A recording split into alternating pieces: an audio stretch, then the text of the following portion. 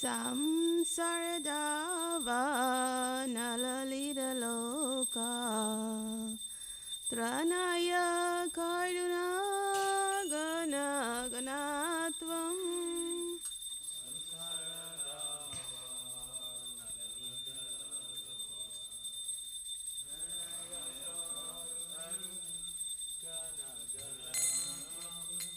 Praptasya kalyana gunanavasya Vande Guru Shri Charanaravinam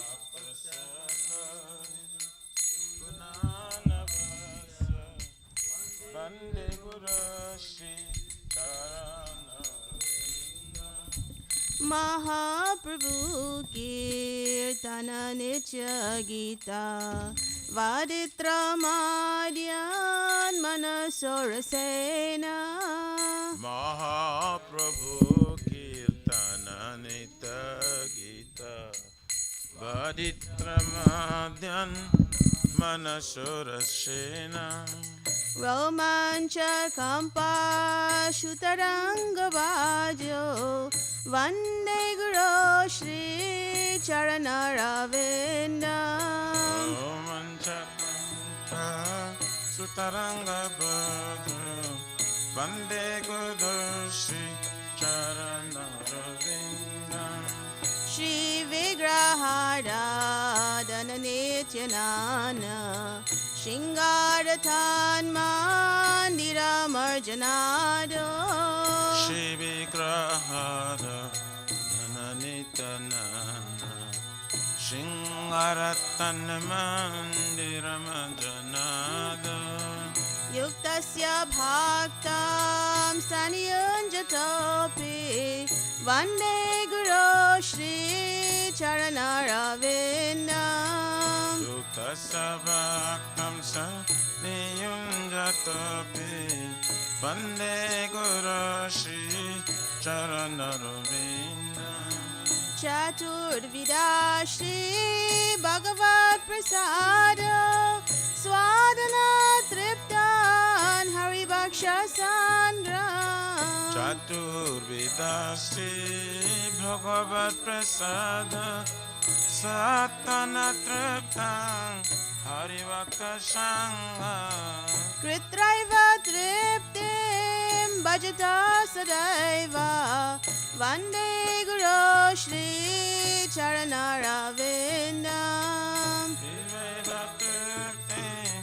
Bhajata Shadeva Vande Guru Shri Charanaravinam Shri Radhika Madhavayorapara Madhurya Leela Gunarupa Namna Shri Radhika Madhavayorapara Madhurya Leela Gunarupa Namna Pratikshanasvadanalolupasya Vande Guru Shri Charanaravinam Pratikshanasadanalupasya Vande Guru Shri Charanaravinam Vande Guru Shri Charanaravinam Vande Guru Shri Charanaravinam Vande Guru Shri Charanaravinam Vande Guru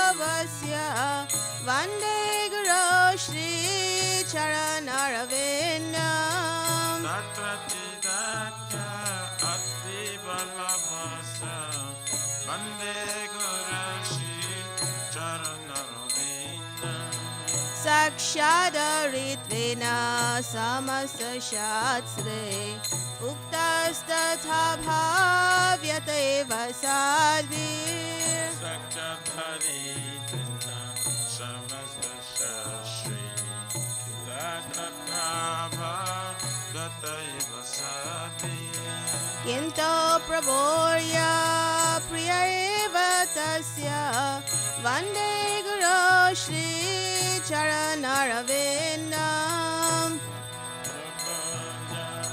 Priyaivatasa Vande Gurashi Charanaravinda यस्य प्रसाद भगवत् प्रसादो यस्य प्रसाद न गति कुतोऽपि Yasha Prasada Bhagavat Prasada Nasya Prasada Nagati Kutapi जयं स्तुवां स्तसा यसा श्रीसाद्यं वन्दे गुरो श्रीचरणरविन्दम् Jayam Suvantasa Yashasti Sanyam Vande Gurashi Charanaravinda वन्दे गुरो श्रीचरणरविन्दम् वन्दे गुरो श्रीचरणरविन्दम् Vande Gurashi Charanaravinda Vande Gurashi Charanaravinda नमो विष्णुपदाय कृष्णपृष्ठाय भूतले श्रीमते भक्तिवेदान्त स्वामिनिति नामिने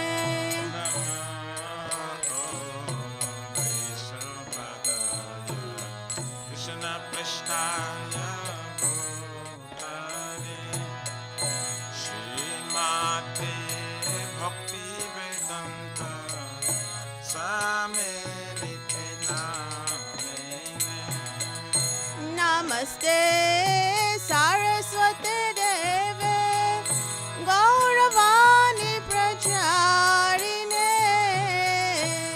निर्विशेष शून्यवादी पाश्चात्यदेशतारिणे Namaste Saraswate Deve Gauravane Pracharine Nirvishesha Shanavadi Vatatari Shatarine जय श्री कृष्ण चैतन्य Chaitanya प्रभु नित्यानंद Nityananda श्री अद्वैता गदाधर शिवसारी गौर भक्त वृंद Jaya Shri Krishna Chaitanya चैतन्य Prabhu नित्यानंद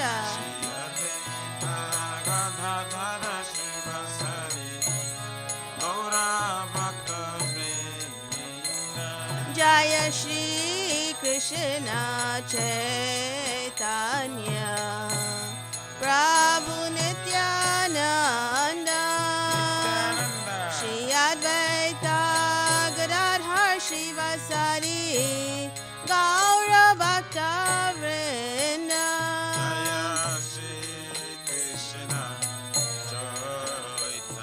चैतन्य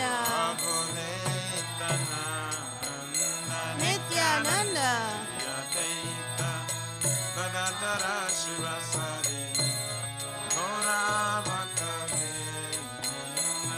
जय श्री कृष्ण चैतन्य प्रभु नित्यानंद श्री अद्वैता गदाधर शिवसारी गौर भक्त वृंद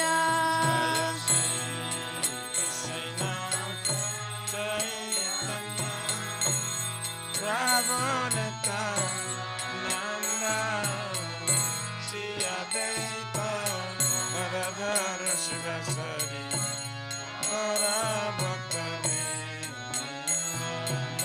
Hare Krishna, Hare Krishna, Krishna Krishna, Hare Hare, Hare Rama, Hare Rama, Rama Rama, Hare Hare. Hare Krishna Krishna, Krishna Krishna Hare Hare Hare, Hare Rama Rama, Rama Rama Hare Hare Hare Krishna, Hare Krishna, Krishna Krishna, Hare Hare, Hare Rama, Hare Rama, Rama Rama, Hare Hare. Hare Krishna Krishna Krishna Hare Hare Hare Rama Rama Rama Hare Hare Hare Krishna, Hare Krishna, Krishna Krishna, Hare Hare, Hare Rama, Hare Rama, Rama Rama, Hare Hare. Hare Krishna Krishna Krishna Hare Hare Hare Rama Rama Rama Hare Hare Hare Krishna, Hare Krishna, Krishna Krishna, Hare Hare, Hare Rama, Hare Rama, Rama Rama, Hare Hare.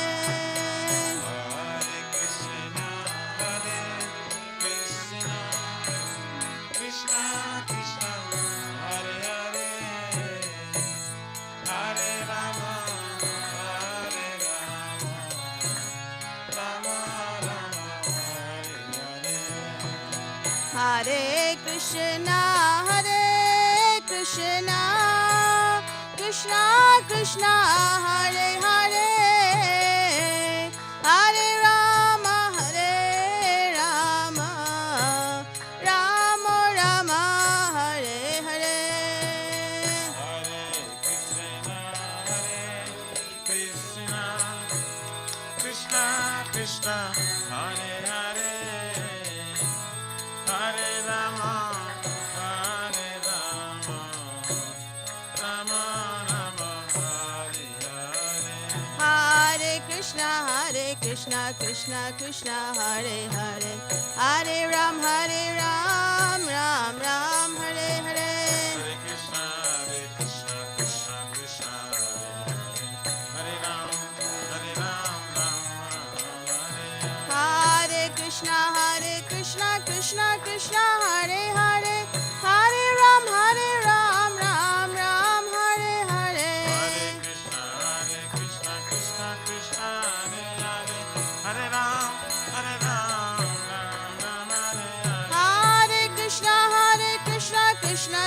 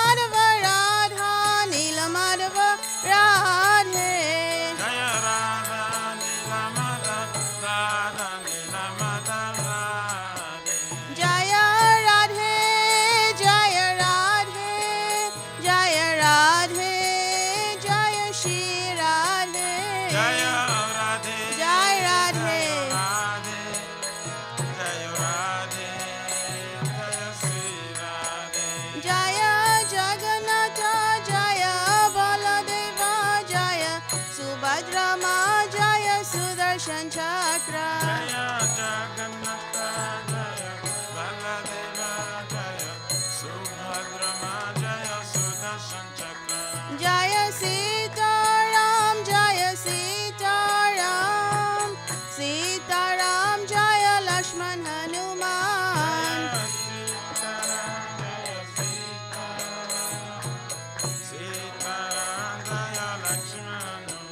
Jaya Lakshmi Narasingha, Jaya Lakshmi Narasingha, Lakshmi Narasingha, Jaya Lakshmi Narasingha. Jaya Lakshmi Narasingha, Jaya Lakshmi Narasingha, Jaya Lakshmi Narasingha, Jaya Lakshmi Narasingha. Jaya Gauranitai, Jaya Gauranitai, Gauranitai, Jaya Gauranitai. Jaya Gauranitai, Gauranitai, Gauranitai, Jaya Gauranitai. Jaya Prabhupada, Jaya Prabhupada, Prabhupada, Jaya Prabhupada. Jaya Prabhupada, Jaya Prabhupada, Jaya Prabhupada, Jaya Prabhupada.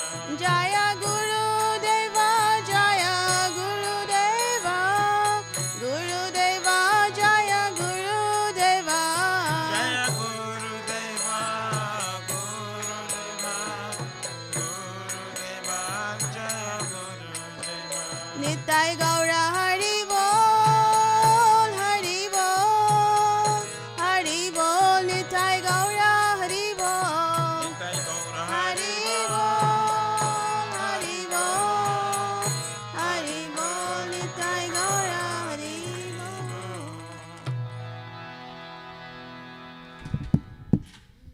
Jai Om Vishnu Pahara Paramahansa Prabhajakacharya Stutara Sarashishimad ISKCON Pratishta Viviti Samstapakacharya Vaishnav Siramani Gaura Priyajana Krishna Prema Bhakti Rata Patita Pavana. His Divine Grace Abhacharavinda Bhakti Vedanta Swami Maharaj Srila Prabhupada Ji Ki Jai. Shri Gauriya Guru Varga Patitu Udhara Ki Jai. Shri Rupa Sanatana Bhakti Raghunatha Shri Jiva Gopala Bhatta Dasa Guna Sadgoswami Swami Prabhu Ki Jai. Namacharya Srila Haridas Thakur Ji Ki Jai. Jayananta Kuti Vaishnavrendi Ki Jai.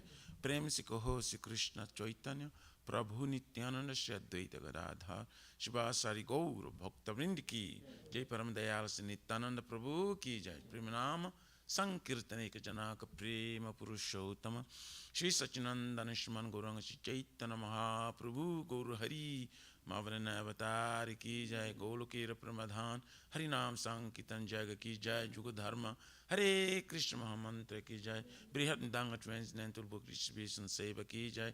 Shri Shri Radha Krishna Gopagopna Radha Kunda Syama Kunda Giriraj Govardhan Ki Jai. Shri Vrajabam Vrindavan Mathur Dham Ki Jai. Delo Shri Shri Radha Nila Madhava Ki Jai. Shri Maya Purna Vadip Eka Chakra Dham Ki Jai. Parama Karuna Shri Gaur Nitai Ki Jai. Shri Purushottama Kitra Jagannath Puri Dham Ki Jai. Shri Shri Jagannath Swami Baladev Prabhu Srimati Subhadra Devi Sudarshan Chakra Bhagavan Ki Jai. Bhakti Sarva Vigna Vinashana Karun Shingare Bhagavan Ki Jai. Jaganga Mai Jamuna Mai Ki Jai. Tulsi Maharani Vrindi Devi Bhakti Devi Ki Jai.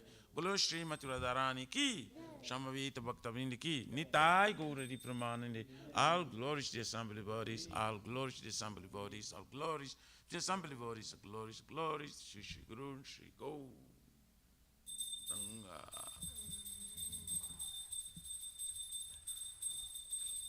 Maharaj.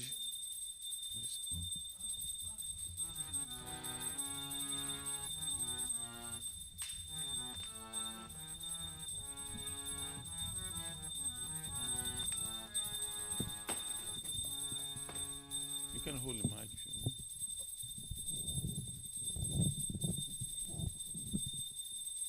Just hold it. No. Namaste Narasimhaya.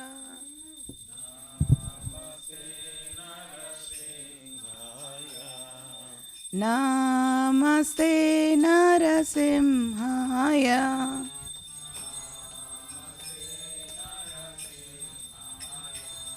Praladadaine.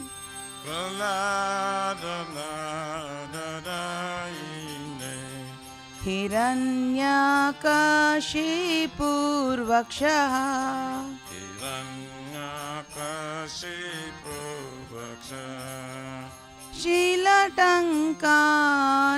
शीलटङ्कानकालाये जय शीलटङ्कानकालाये इतो नरसिंह परतो नरसिंह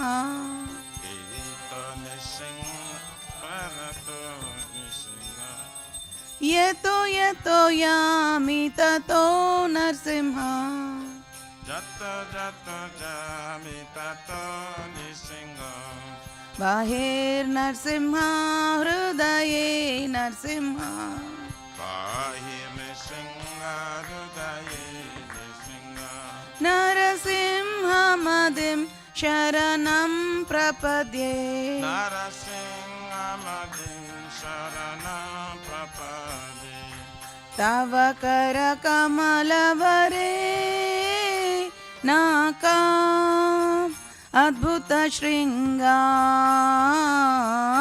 दलिता हिरण्यकशिपु दानभृङ्गां केशवधृता नरहरिरूपा जय जगदीश हरे जय जगदीश हरे जय जगदीश हरे तव कर कमल भरे नाका अद्भुत सिंह दलिता हिरण्यकशिपु दानभृङ्गा केशवधृता नरहरिरूपा जय जगदीश हरे जय जगदीश हरे जय जगदीश हरे जय केशवधृता नरहरिरूपा जय जगदीश हरे जय जगदीश हरे जय जगदीश हरे जय केशवधृता जय जगदीश हरे जय जगदीश हरे जय जगदीश हरे जय नरसिंहदेव जय नरसिंहदेव जय नरसिंहदेव जय नरसिंहदेव जय नृसिंहदेव जय नृसिंहदेव जय नृसिंहदेव जय नृसिंहदेव जय भक्त प्रहलाद जय भक्त प्रहलाद जय भक्त प्रहलाद जय प्रहलाद महाराज जय भक्त प्रहलाद भक्त प्रहलाद भक्त प्रहलाद जय प्रहलाद महाराज जय जय प्रभुपाद प्रभुपाद प्रभुपाद जय जय प्रभुपाद जय जय प्रभुपाद प्रभुपाद प्रभुपाद जय जय प्रभुपाद जय जय गुरुदेव गुरुदेव गुरुदेव जय जय गुरुदेव जय जय गुरुदेव गुरुदेव गुरुदेव जय जय गुरुदेव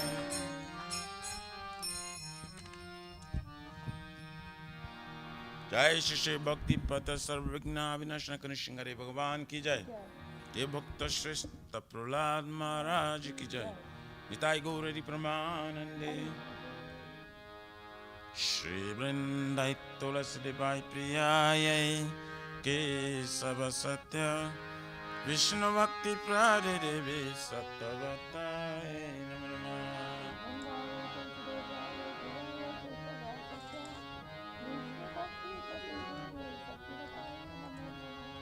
प्रेम दाई तुलसी देवाय प्रियाय के सब सत्य विष्णु भक्ति प्रारे देवी शतवताय नमो नमः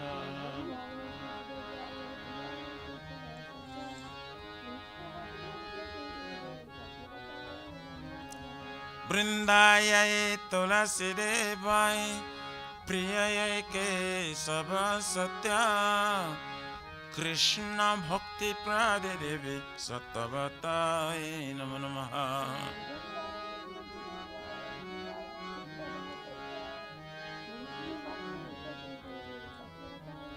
जय श्रीमती तुलसी महारानी वृंदा देवी की जय।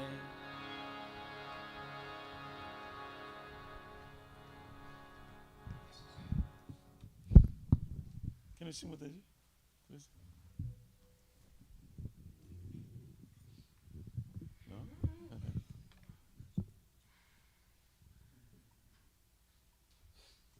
Prabhuji, can you sing? You're running away. Okay, we have a great singer here.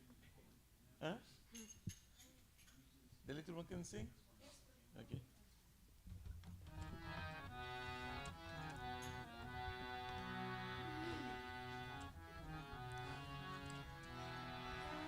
Namo Namaha Tulasi Krishna Preyasi Namo Namaha Tulasi Krishna Preyasi Namo Namaha.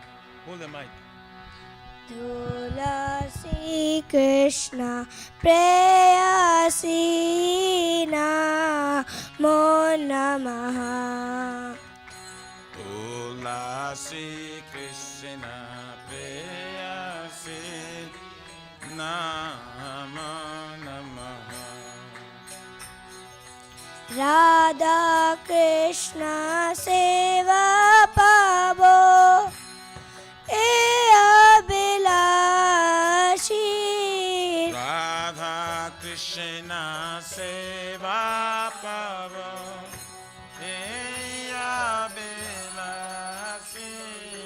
Radha Krishna Seva Pavo Abhilashi Radha Krishna Seva Pava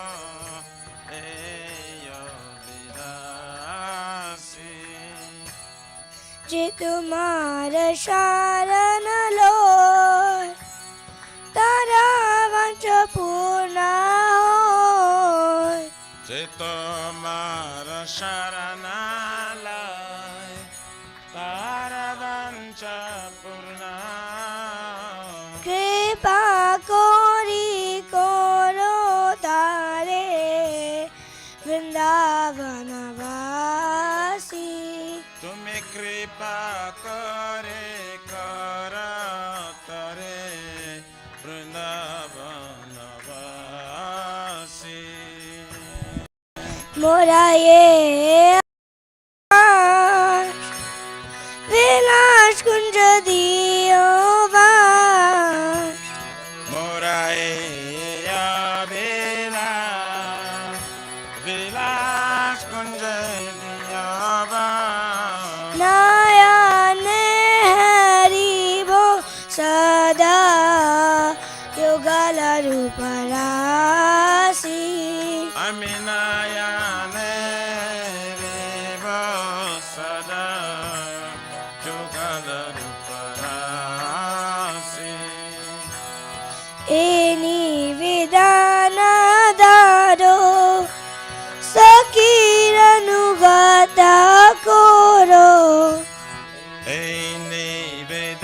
निवेदनाधर सकीरयन गतकर सेवाधिकार दिए कोरो निज दासी सेवायाधिकार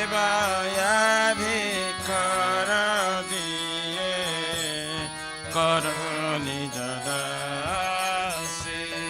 दीना कृष्ण दास को ये मोरा होय दीना कृष्ण दास को ये मोरा श्री राधा गोविंदा प्रेमे सदा ये नवासी श्री राधा गोविंदा प्रेमे सदा ये नवासी श्री राधा गोविंदा प्रेमे सदा ये नवासी श्री राधा गोविंदा प्रेमे सदा ये नवासी नमो नमः तुलसी कृष्ण प्रेयसी नमो नमः तुलसी कृष्ण प्रेयसी नमो नमः यानि कानि च पापानि ब्रह्महत्यादिकानि च तानि तानि प्रणश्यन्ति प्रदक्षिण पादे पदे जाने काने शापापाने ब्रह्म हत्यादि Kanisha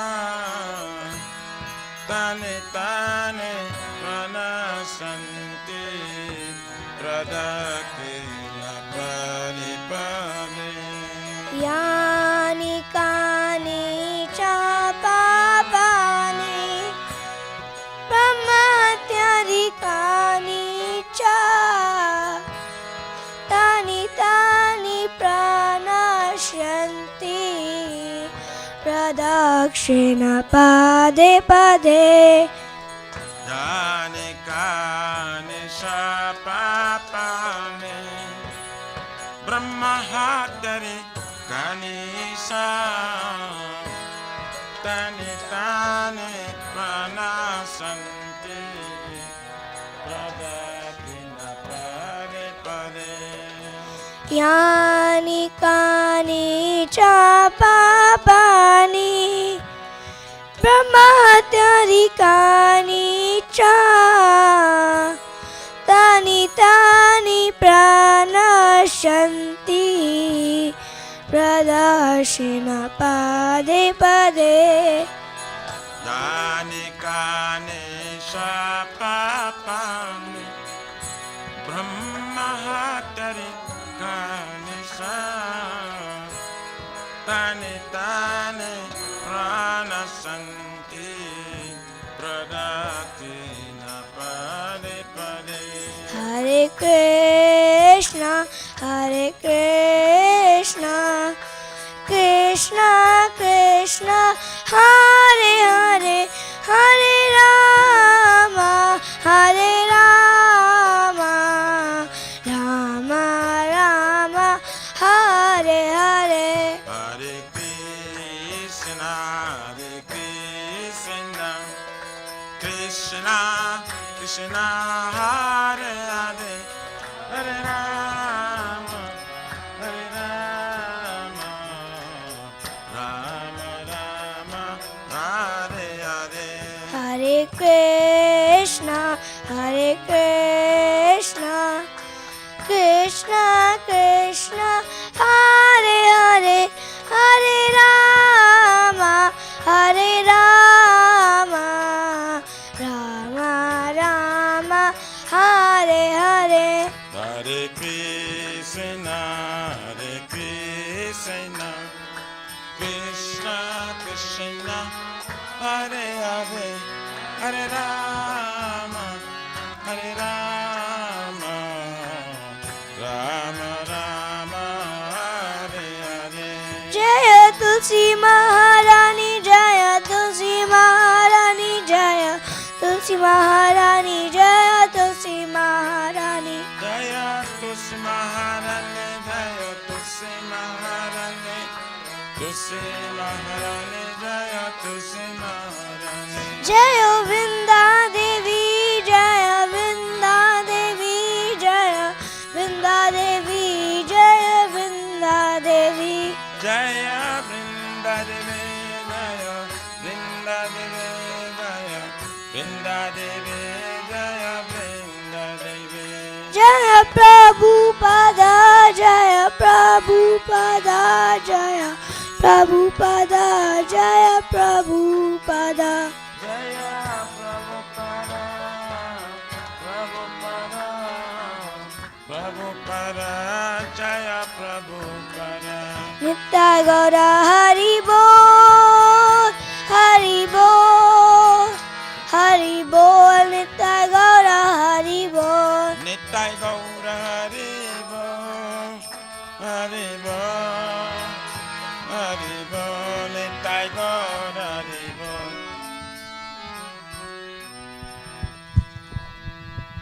Shri Vrindai Tulasi Bai Priya Ke Sabha Satya Vishnu Bhakti Prade Devi Sattvatai Namo Namah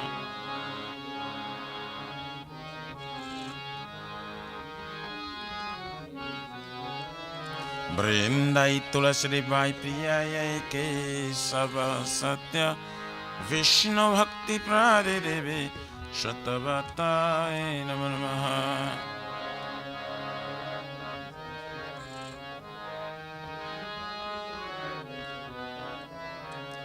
Vrindayai Tulasi Devai Priyai Ke Sabha Satya Krishna Bhakti Prade Devi Sattvatai Namo Namah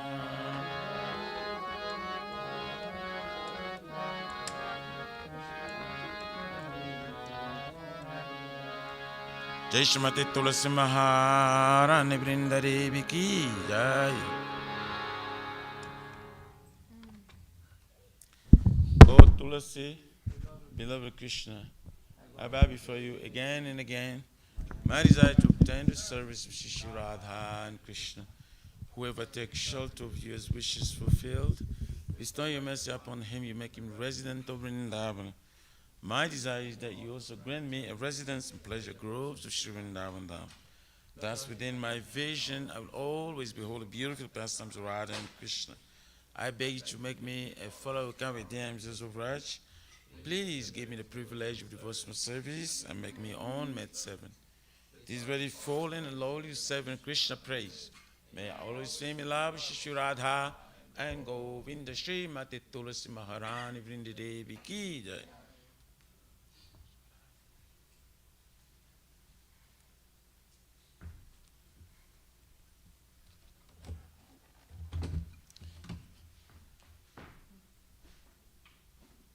So there are 10 offenses in matter of chanting the holy name of the Lord that should be avoided. They are as follows. 1. Blasphemy, devotees to dedicate their life for propagating the holy name of the Lord. 2. To consider names of demigods, Lord Shiva and Lord Brahma, to be equal to or independent of the name Lord Vishnu. 3. To disobey the order of the spiritual master. 4. To blaspheme the Vedic scriptures or scriptures in pursuance of Vedic version. 5. To consider the glory of chanting Hare Krishna to be imagination. 6. To give some interpretation to the holy name of the Lord. 7. To commit sinful activities on strength for chanting the holy name of the Lord. 8.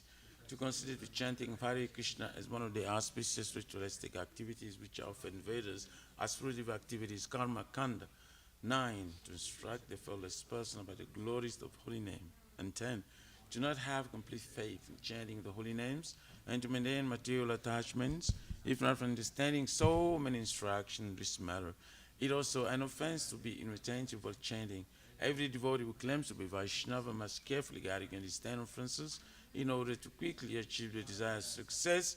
Krishna Prema. Now let us offer our most humble obeisances unto all the Vaishnavas, devotees of the Lord. They are just like desire trees. They can fulfill the desires of everyone, and they are full of compassion for the fallen conditioned souls. Jaivancha kalpatarubhascha kripa sindhu vyaivacha paritanam pavanebhyo vaishnavibhyo namo namaha.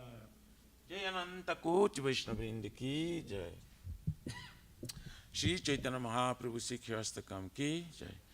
Cheto darpanamajanam bhavamada vagnirvapanam Shreyakari Vitaranam Vidya Vadhu Jivanam Anandam Buddhi Vardhanam Pratipadam Purnamrita Sradhanam Sarvatmasnam Paramparam Vijayati Shri Krishna Sankirtanam Nam Namakari Baudha Nija Sarva Shaktis Tatra Pita Niyamita Shmarane Nakala Etadrusitava Kripaya Bhagavan Mamapi Durdhaiva Midishamya Janina Nuraga Trinadapi Sunichena Tarorapi Saishnuna Amanina Manadena Kirtaniya Sadahari Na dhanam na janam na sundarim kavitam bhajagarisha kamaye mama janmane janmaneshwari bhavata bhakti rahaitu kitvayi oi nandatanu kinkaram paritama vishame bhavam buddho kripaya tava para pankaja sthita dhuli sadrisham vichintaya nayanam galora shrudharaya Vadanam gada gadarudaya gira pulakarinchitam vapukada tavanama grahane bhavisyati juga itam nimishena chakyusha pravrusa itam sunya itam jagata sarvam govinda virahena me asli shabapa daratam pinashtumam adarshnar marmahatam karotuva Jata tatava viradhatulam pata mat pranatastu saivana para Hare Krishna Krishna Krishna Hare Hare Hare Rama Rama Rama Hare Hare Shri Chaitanya Mahaprabhu Shikyastakam ki jai Namo Mahavaranayo Krishna Prema Pradayate Krishnaya Krishna Chaitanya Namine Gauratrishe Namaha Namo Vishnu Padaya Krishna Prestaya Bhutale Srimate Bhakti Vedanta Swaminiti Namine Namaste Saraswati Devim Gauravani Pracharine Nivishesha Shunavadi Pachatyari Satarine. Glory to the Shri Krishna Sankirtana, which cleanses the heart of all the dust accumulated for years and extinguishes the fire of a conditional life of repeated birth and death. This Sankirtan moment is the prime benediction for humanity at large, because it sprays the rays of the benediction moon. It is the life of all transcendental knowledge. It increases the ocean of transcendental bliss and enables us to fully taste the nectar for which we're always anxious. O my Lord, your holy name alone can render all benediction to living beings, and thus you have hundreds and millions of names like Krishna and Govinda. In these transcendental names, you have invested with your transcendental energies. The unwavering hard and fast rules to chanting these names. O my Lord, out of kindness, you enable us to easily approach you by your holy names, but I'm so unfortunate that I have no attraction for them. Once we chant the holy name of the Lord in a humble state of mind, thinking oneself lower than straw in the street, one should be more tolerant than a tree, devoid of all sense of false prestige, and should be ready to offer all respect to others. In such state of mind, one can chant the holy name of the Lord constantly. O Almighty Lord, I have no desire to accumulate wealth, nor do I desire beautiful women, nor do I want any number of followers. I only want your causeless devotional service, birth after birth. O son of Maharaj Nanda Krishna, I am your eternal servitor. Yet somehow or other I have fallen in this ocean of birth and death. Please pick me up from this ocean of death and place me as one of the atoms at your lotus feet. O my Lord, one with my eyes will be decorated with tears of love, flowing constantly when I chant your holy name. Or will my voice choke up, and will the hairs of my body stand on the end of the recitation of your name? O Govinda, feeling your separation, I am considering a moment to be like 12 years or more. Tears are flowing from my eyes like torrents of rain, and I'm feeling all vacant in the world in your absence. I know no one but Krishna as my Lord, and it should remain so, even if sandals me rightfully by his embrace, or make me broken-hearted by not being present before me. He is completely free to do anything and everything, but he's always my worshipful Lord, unconditionally. Shri Chaitanya Mahaprabhu Shikyastakam ki jai.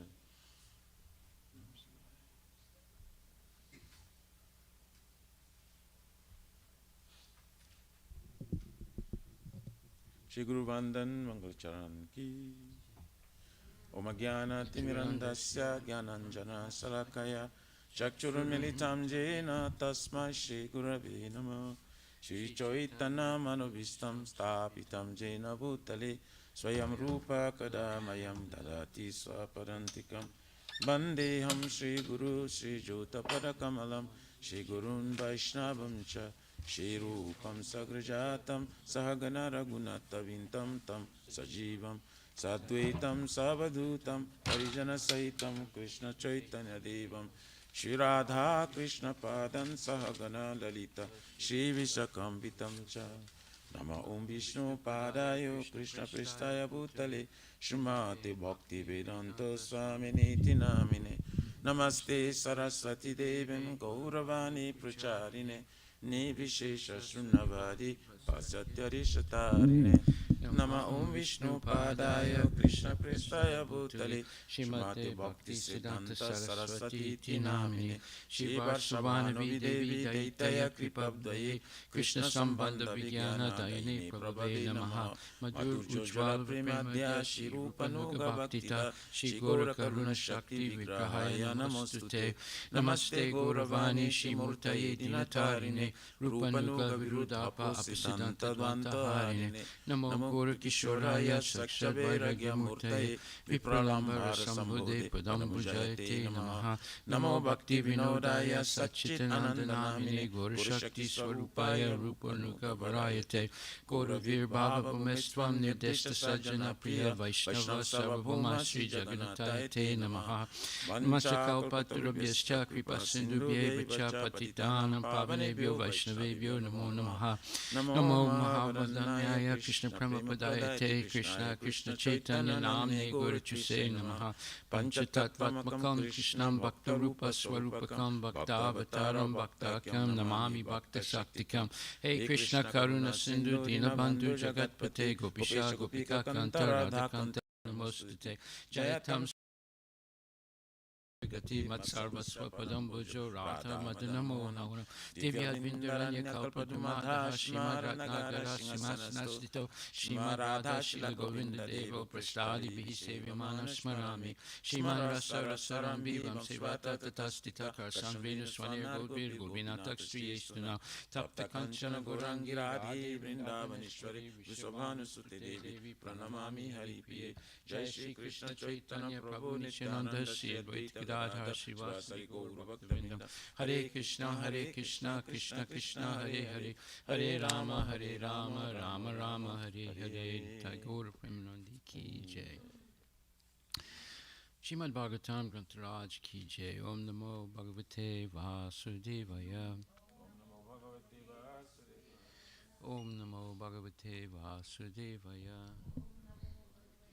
Om Namo Bhagavate Vasudevaya Nama Om Vishnu Padaya Krishna Prestaya Bhutali Srimati Bhakti Vedanta Swaminiti Namani Namaste Saraswati Devi Guruvani Pacharine Nirvisesa Sunyavadi Paskati Tesatarani Jai Shri Krishna Chaitanya Prabhu Nityananda Shri Advaita Gadadhar Srivasadi Gaura Bhaktivinoda Hare Krishna Krishna Krishna Hare Hare Hare Rama Rama Rama Hare Hare. So we're continuing in our seminar discussing the unique qualities of Krishna.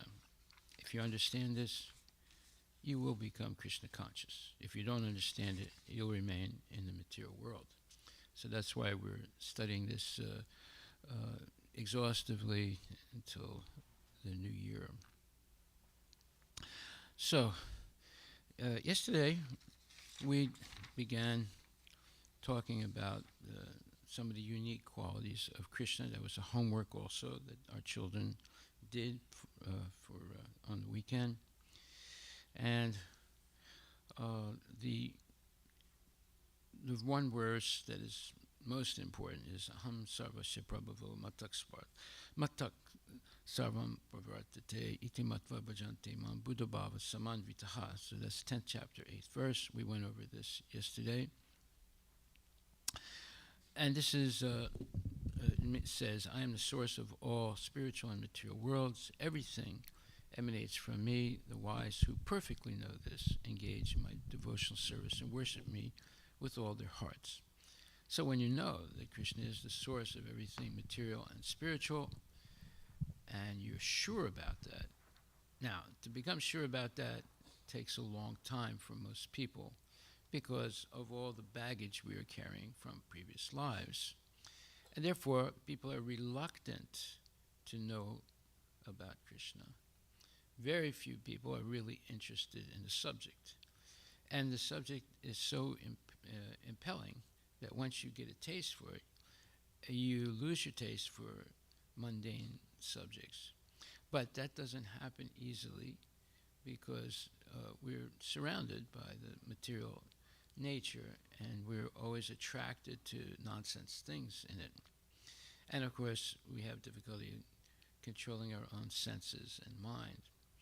But the only solution for that problem of always being distracted from Krishna is to regularly attend classes and follow all the rules and regulations of Krishna consciousness, especially chanting Hare Krishna sincerely.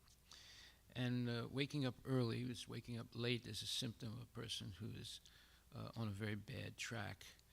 But waking up early is very important for maintaining spiritual practices.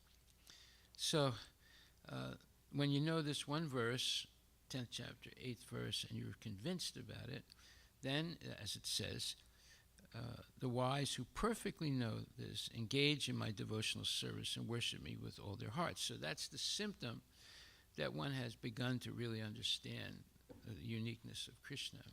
They are very eager to be engaged in devotional service. And their only purpose is to find more and more service. Now, this is what really differentiates a real devotee from a person who's just languoring. Look that word up, languor, L-A-N-G-O-U-R. It's a very important word in the English language. So, the languorers always find ways of getting out of doing service, and the sincere devotees are always enthusiastic of doing more service. And this can tell you who is actually a devotee and who isn't. It's not that people who are initiated are not devotees, but they're not enthusiastic, and they slack in many ways. Did you look the word up? Languor? Yeah. The microphone is right there. It is a slang of Ireland, it seems, Maharaj. No, it's not. Okay, go ahead. What It's does a it say? fool, idiot, annoying, or contemplatable person. That's partially. Okay, let me look it up.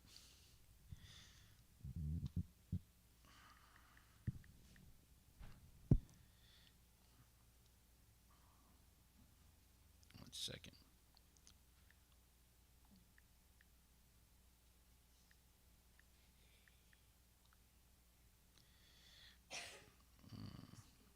What?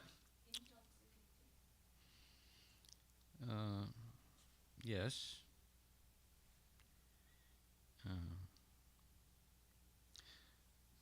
Okay, so it's basically a person who is not enthusiastic about spiritual life.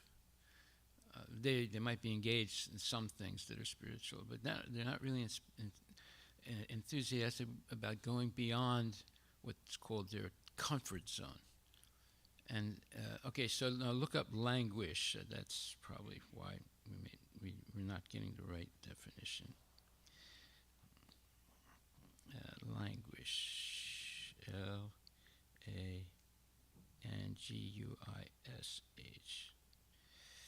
Okay, so failing to make progress or be successful. That was the word, languish. I didn't say it right. Okay, failing to make progress or be successful. That's a description of many, many people. They not progressive in Krishna consciousness. They have a comfort zone that they don't want to get out of. But when Prabhupada was here, I mean, I associated personally with Srila Prabhupada, as did many other devotees. The one thing that was remarkable about Prabhupada, he was always pushing us to do more. And those devotees who resisted that, they fell down. And the devotees who didn't resist that, they became exceptional devotees. And many devotees became exceptional. This is not understood so much today. But Prabhupada was always pushing the devotees to do more. And he inspired them to do more. So that is the difference between a really enthusiastic devotee and a languisher. Okay, so languish means failing to make progress or be successful. Yeah. Okay, so instead of planning to have more sense gratification, but instead of planning to make more spiritual progress, they're planning to have some sense gratification, and that always destroys the enthusiasm to be Krishna conscious. Sense gratification, eating more, sleeping more, having different types of sense gratification. Okay, so so yesterday we did not cover some things on this important verse. And when we get to the point where there was a very important point that I did not make, and that is that devotional service is not under or influenced by the laws of karma. This is very important. This, thank God, is a fact. If it wasn't a fact, none of us would become Krishna conscious. If devotional service and surrender to Krishna was subjected to the laws of karma, nobody would become Krishna conscious. But this one thing Krishna has given us is that at any time, even if you're the worst person in the world, if you surrender to Krishna, Krishna will help you stay in Krishna consciousness. So this is explained in the 10th chapter, 3rd verse of Bhagavad Gita. Let's take a look at that. 10th chapter, 3rd verse, it says,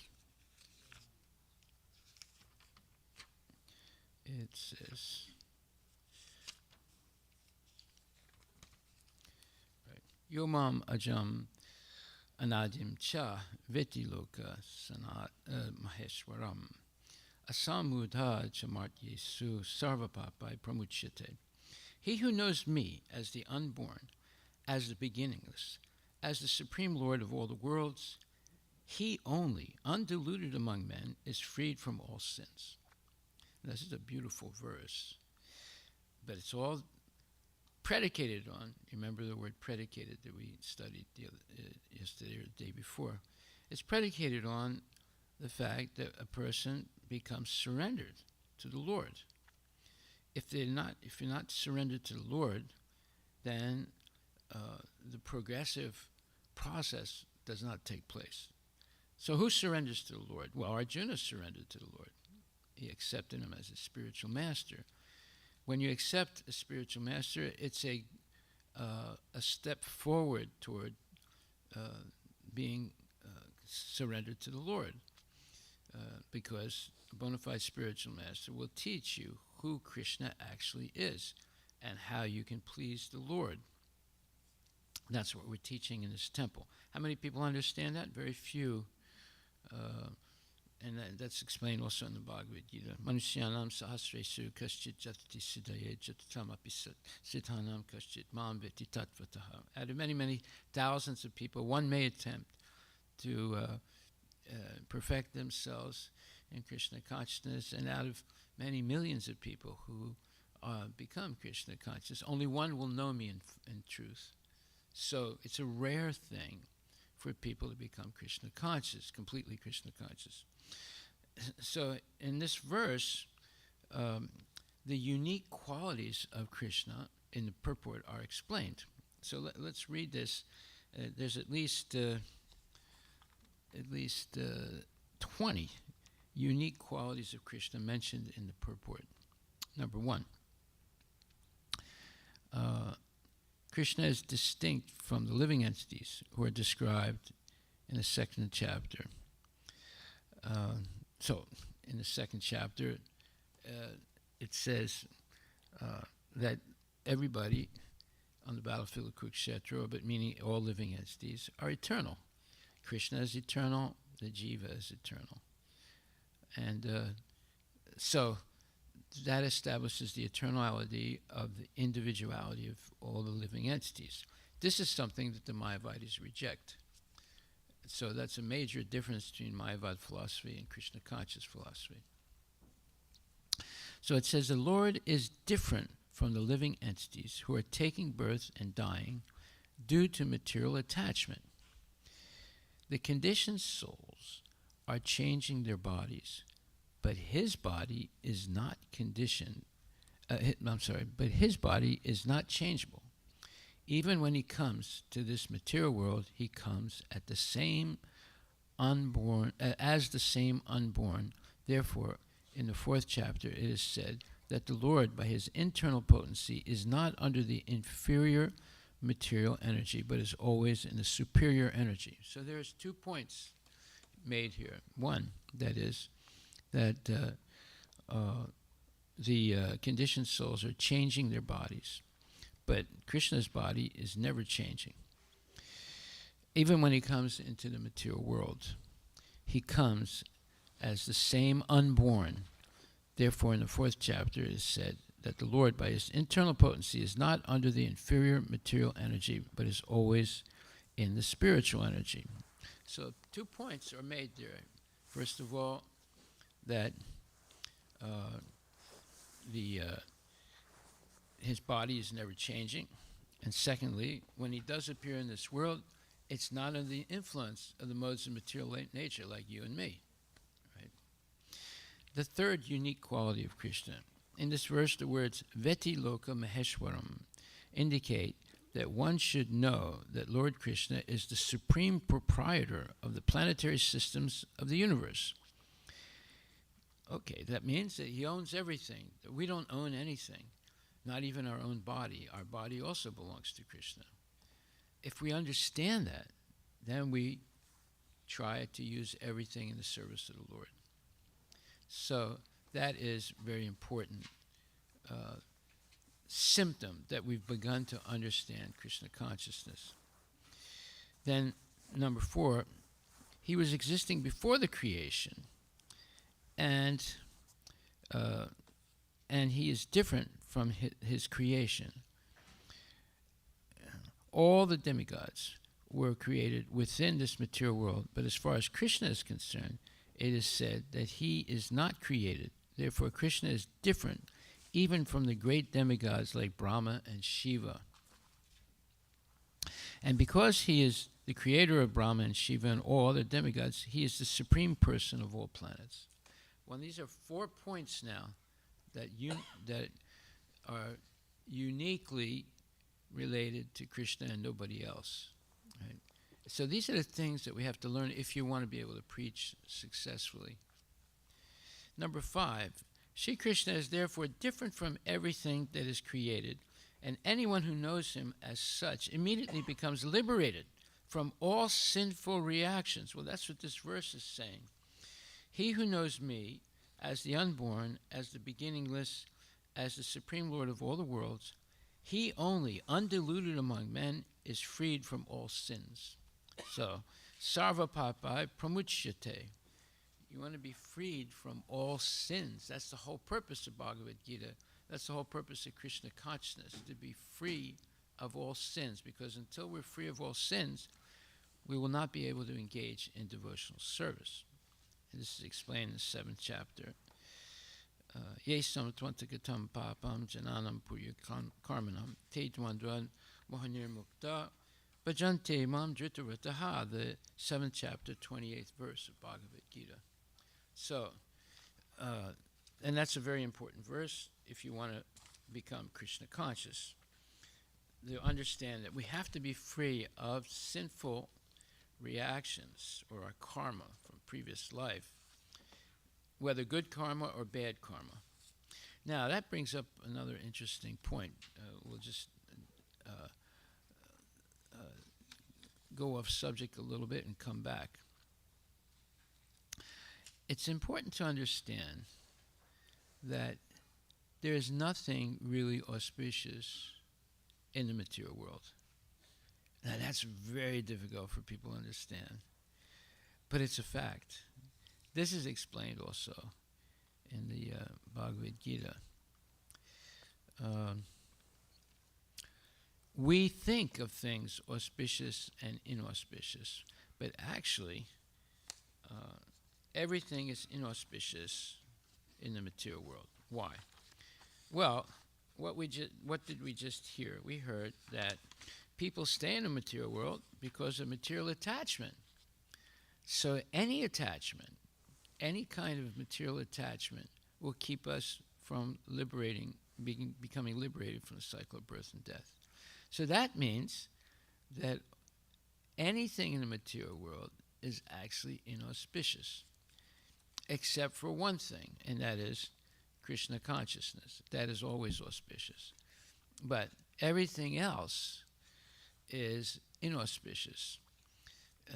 So for a devotee is free of auspicious and inauspicious in this sense. By engaging in Krishna consciousness, they're engaged in something transcendental. It's not auspicious, it's not inauspicious. It is transcendental to the modes of material nature and to the material nature. So we actually can enter into the spiritual world by engaging full-time in devotional service. And then there's no more auspicious, inauspicious, because that's a duality. There's only the transcendental devotional service of the Lord. So this, okay, so we're coming back to what we were discussing. That is, this devotional service is not under the laws of material nature. So this is explained in 9th chapter, 29th verse, Bhagavad Gita, where it says,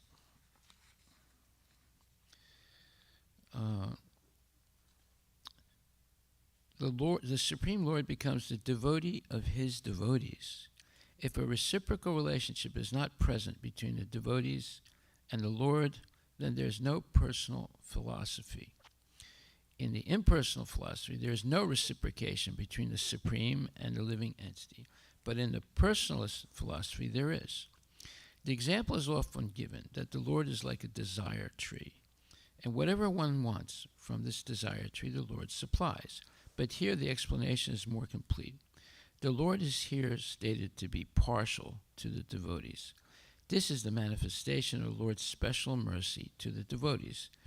The Lord's reciprocation with devotees should not be considered to be under the law of karma. There it is. If it belongs to the transcendental situation in which the Lord and his devotees function. Devotional service to the Lord is not an activity of the material world. It is part of the spiritual world where eternity, bliss, and knowledge predominate. That's wonderful purport. 9th chapter, 29th verse, Bhagavad Gita. And it's also, again, emphasized in the 10th chapter, 3rd verse, which says that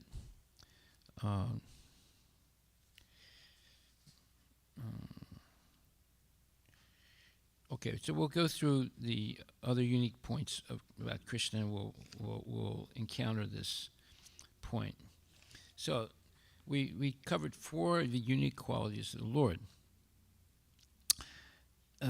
Therefore, 5. Therefore, one must be liberated from all sinful activities to be in the knowledge of the Supreme Lord. Only by devotional service can he, meaning Krishna, be known, and not by any other means, as stated in Bhagavad Gita. Okay, so Bhaktya mam abhijananti yavanyaschasmi tatvata tato mam tatvato gyatva vishite tad anantaram. That is the 18th chapter, 55th verse. You see, there's a verse for each one of these points in the Bhagavad Gita. So number 6, only by devotional service can Krishna be known and not by any other means, as stated in Bhagavad Gita. Okay. Number 7, one should not try to understand Krishna as a human being. As stated previously, only a foolish person thinks him to be a human being. This is again expressed here in a different way. A man who is not foolish, who is intelligent enough to understand the constitutional position of the Godhead, is always free from all sinful reactions. Okay, so there's the constitutional position of the living entity, and there's the constitutional position of the Supreme Personality of Godhead, or Krishna. Our constitutional position that we are always subordinate to Krishna. Krishna's constitutional position is he's always superior to everyone else. No one is equal to or greater than him. So, constitutional position means that is who you actually are. It's not based on your identity in this body. It's based on who you actually are as an eternal soul. So we, as eternal souls, are always subordinate to Krishna, and Krishna, as the Supreme Personality of Godhead, is always superior to us, and there's no one equal to him or greater than him. That includes Brahma and Shiva and so forth, all the demigods. Okay, so that's number 7. Number 8 says that, number 7 is we should not try to understand Krishna as a human being, and number 8 is that he's always free from all, this is again expressed here in a different way. A man who is not foolish, who is intelligent enough to understand the constitutional position of the Lord, is always free from all sinful reactions. So that's number 8. We can become free of all sinful reactions by accepting Krishna as the Supreme Personality of Godhead, not some ordinary person like the Mayavadis do. You see. So then number 9, if Krishna is known as the son of Devaki, then how can he be unborn? That is also explained in Srimad Bhagavatam. When he appeared before Devaki and Vasudeva, he was not born as an ordinary child. He appeared in his original form, meaning as Narayana.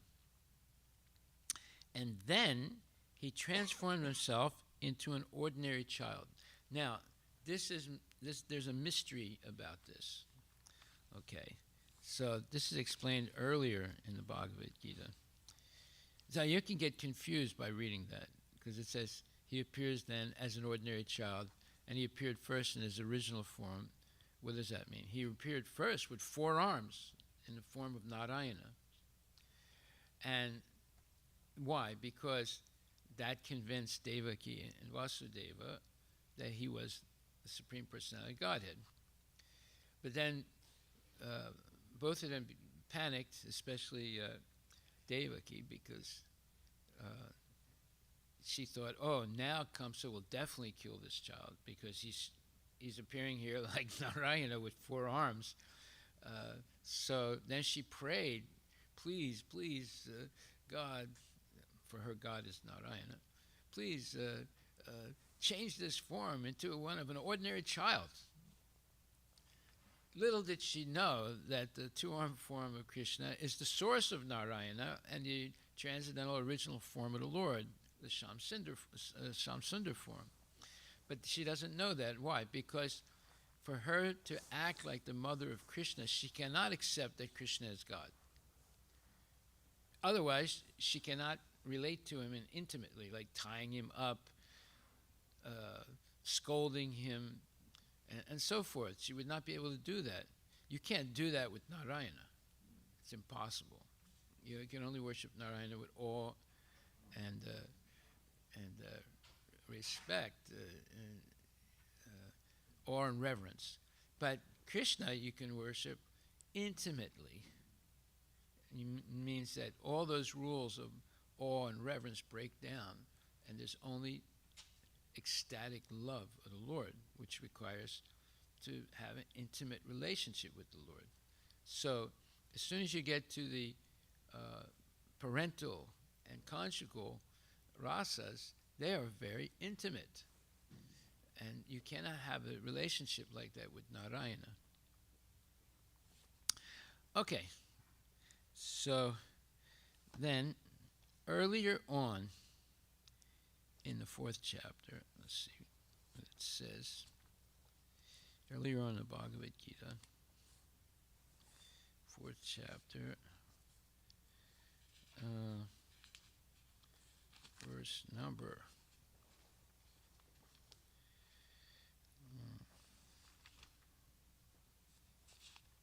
Verse number.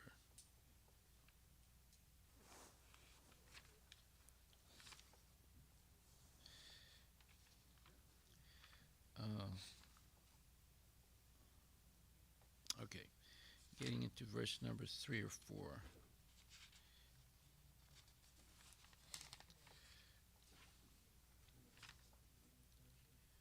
Okay, it says. Okay, we'll go first to the second canto Srimad Bhagavatam. We'll come back to the earlier part of the Bhagavad Gita. The Canto 2, Chapter 9, verse 36 says, a person who is searching after the Supreme Absolute Truth, the Personality of Godhead, most certainly search for it up to this, in all circumstances, and in all space and time, and both directly and indirectly. So what is he talking about here? This is one of the nutshell verses of the Srimad Bhagavatam.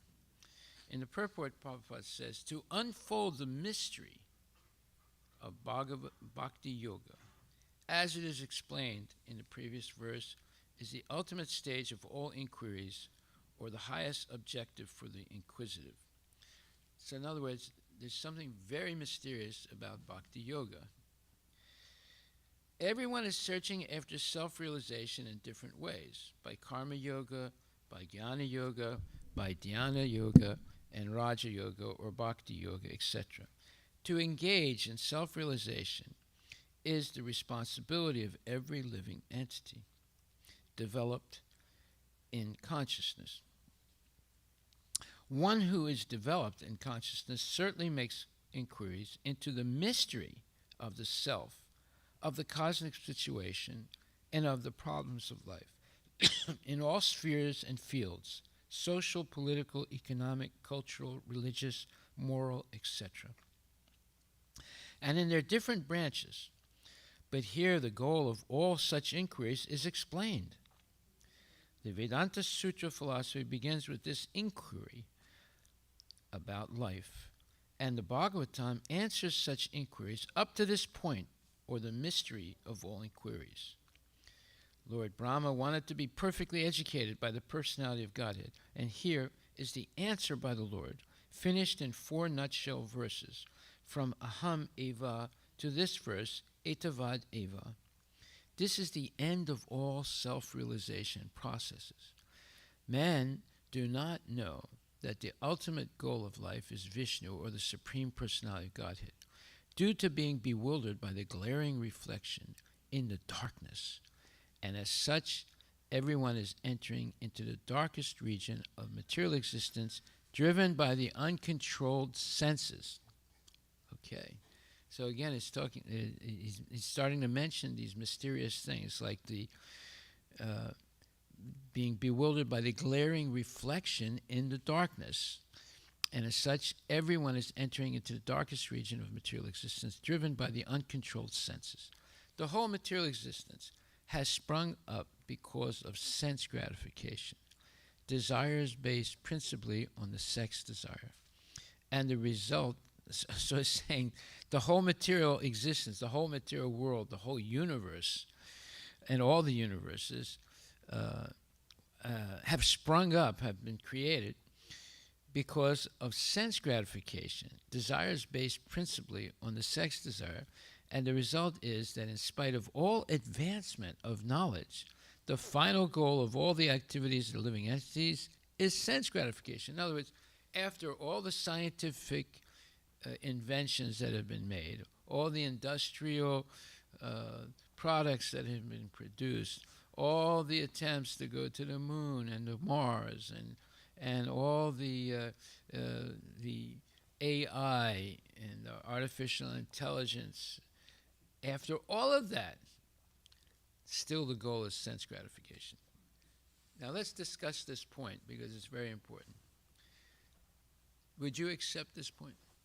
After all this progress of science and industry in the last 400 or 500 years, is the goal still sense gratification? What do you think?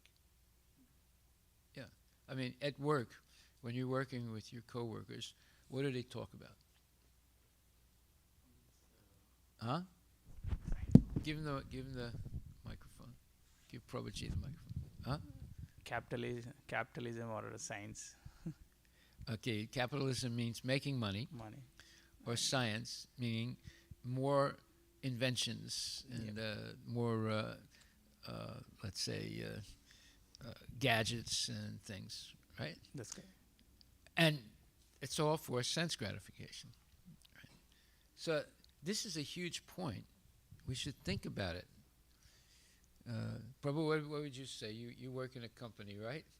What do they talk about there? Give him the microphone. When you're talking to your coworkers, right? What do they talk about? Same thing, Prabhu. Yeah. What? Every time they talk about the financial things, Yes, making more money making more money, and how we are making progress on a daily basis in science, based upon the making more technology. products. Yeah, And at the end of the day, it all points to the sense gratification for sure. exactly. Do they go to bars? Couple of them, they'll go. They eat meat. Of course, yeah. They drink liquor. You see, this is an amazing point. Look what Prabhupada says here. You know, you have to see how right to the point Prabhupada is. He says, the whole material existence has sprung up because of sense gratification, desires based principally on the sex desire. And the result is that in spite of all advancement of knowledge, the final goal of all the activities of living entities is sense gratification. This is unbelievable. But here is the real goal of life, and everyone should know it by inquiries put before a bona fide spiritual master, expert in the science of bhakti yoga, or from a living personality of Bhagavatam life. Everyone is engaged in various kinds of scriptural inquiries, but the Srimad Bhagavatam gives answers to all of the various students of self-realization. This ultimate objective of life is not to be searched out without great labor or perseverance. One who is imbued with such sincere inquiries must ask the bona fide spiritual master in the disciplic succession from Brahmaji. And that is the direction given here, because the mystery was disclosed before Brahmaji by the Supreme Personality of Godhead. The mystery of all such inquiries regarding self-realization must be put before such a spiritual master who is directly the representative of the Lord acknowledged in that disciplic succession. Such a bona fide spiritual master is able to clear up the whole thing by evidence from the revealed scriptures, both direct and indirect. Although everyone is free to consult the revealed scriptures in this connection, one still requires the guidance of a bona fide spiritual master, and that is the direction in this verse. The bona fide spiritual master is the most confidential representative of the Lord, and one must receive direction from the spiritual master in the same spirit that Brahmaji received it from the personality of Godhead, Lord Krishna. The bona fide spiritual master in that bona fide chain of disciplic succession never claims to be the Lord himself, although such a spiritual master is greater than the Lord in the sense that he can deliver the Lord by his personal realized experience. The Lord is not to be found simply by education or by good fertile brain, but surely he can be found by the sincere student through the transparent medium of the bona fide spiritual master. The revealed scriptures give directions directly to this end, but because the bewildered living entities are blinded by the glaring reflection in darkness, they are unable to find the truth of the revealed scriptures. For example, in the Bhagavad Gita, the whole direction is targeted toward the personality of Godhead, Lord Shri Krishna. But for want of a bona fide spiritual master in the line of Brahmaji, or the direct hearer, Arjuna, there are different distortions of the revealed knowledge by many unauthorized persons who just want to satisfy their own whims. Undoubtedly, the Bhagavad Gita is accepted as one of the most brilliant stars in the horizon of the spiritual sky, yet the interpretations of this great book of knowledge have so grossly been distorted that every student of the Bhagavad Gita is still in the same darkness of glaring material reflections. Such students are hardly enlightened by the Bhagavad Gita.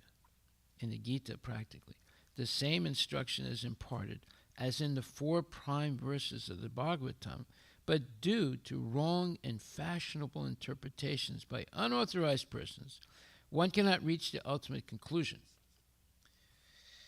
In the Bhagavad Gita 1861, it is clearly said, Ishvara sarvabhutanam heard they say Rijunatistati. Brahmayan. The Lord is situated in the hearts of all living beings as Paramatma, and he is controlling all of them in the material world under the agency of his external energy. Therefore, it is clearly mentioned that the Lord is the supreme controller and that the living entities are controlled by the Lord. Okay, so I'm not going to read that. It's a very long purport. I'm not going to read all of it. But this was an essential part of it. There's this mystery, and the mystery can only be unfathomed or understood by the help of bona fide Siksha and Diksha gurus. Otherwise, we're going to be misled either by our own speculation or by the speculation of others. Right? So, therefore, it says in the beginning of, in the chapter 4, verse number 4, it says,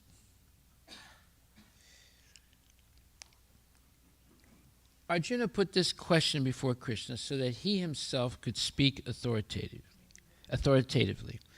That Krishna is the supreme authority is accepted by the whole world, not only at present, but from time immemorial.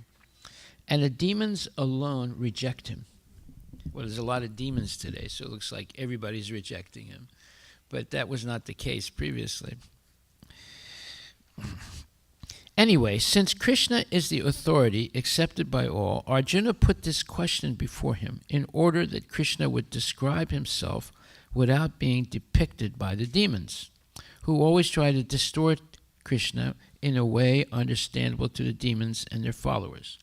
So in other words, many, let's say, demoniac persons are writing commentaries on the Bhagavad Gita and depicting Krishna in a way that he is not. So Arjuna is trying to, I mean, this is 5,000 years ago also. It's not, imagine how worse it is now. Even 5,000 years ago, there were the speculators were there, and they were trying to define Krishna in the wrong ways and mislead people. So Arjuna is asking this question. What is it? What is this question? It is. Arjuna said, the sun god Vivaswan is senior by birth to you. How am I to understand that in the beginning you instructed this science to him?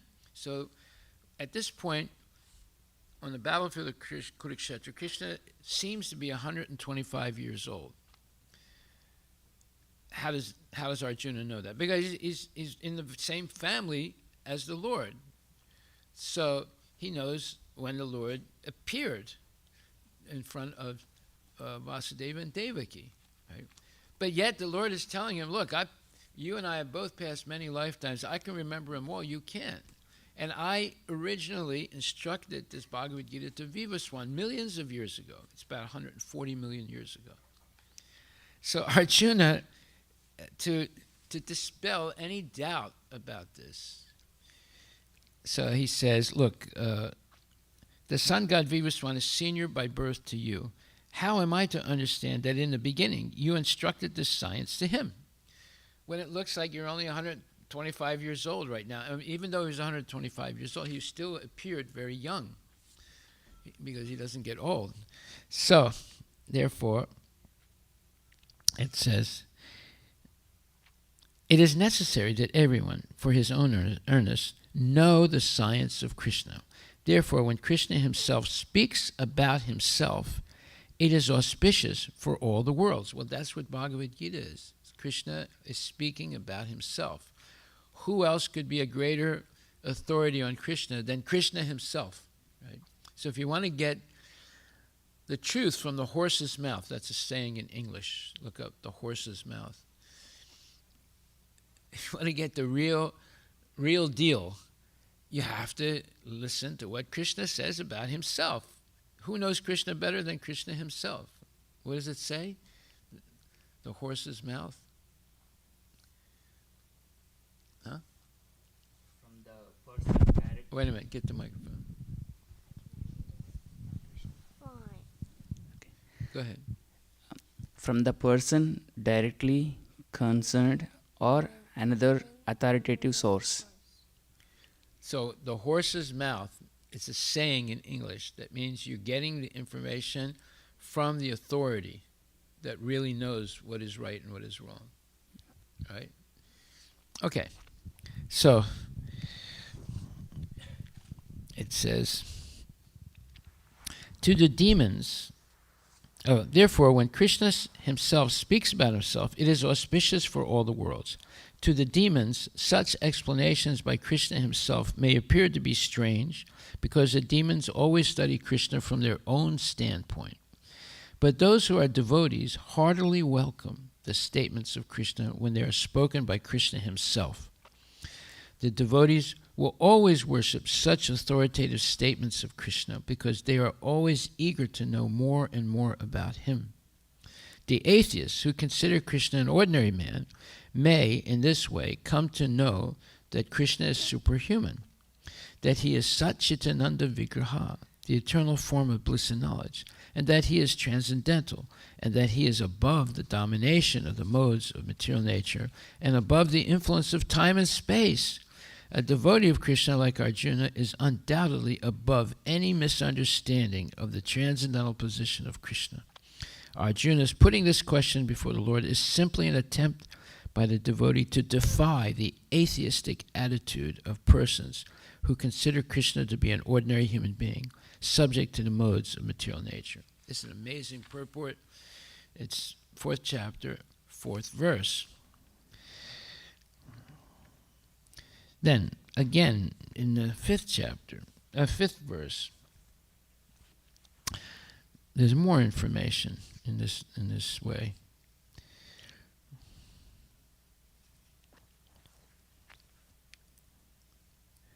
Okay, so it says,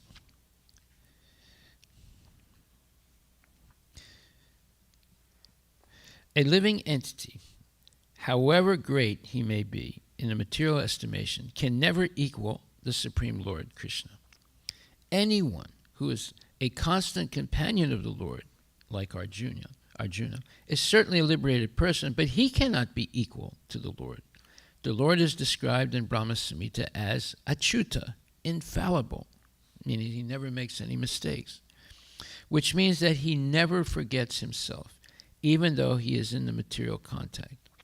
Therefore, the Lord and the living entity can never be equal in all respects, even if the living entity is as liberated as Arjuna.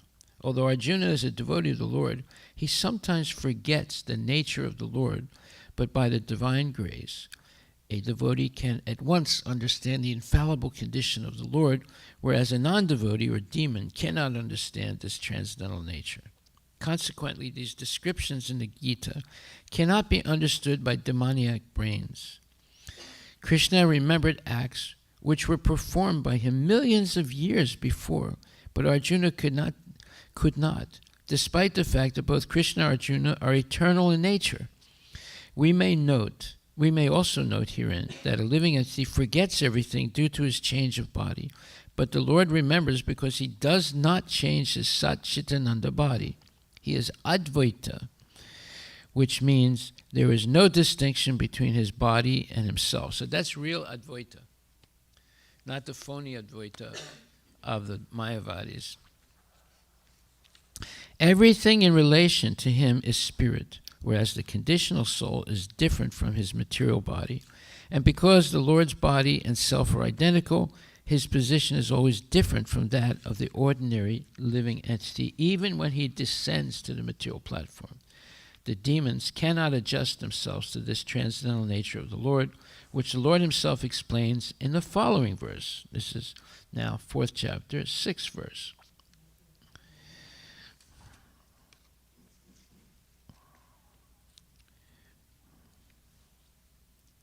Okay, so here's what I was looking for, where it says,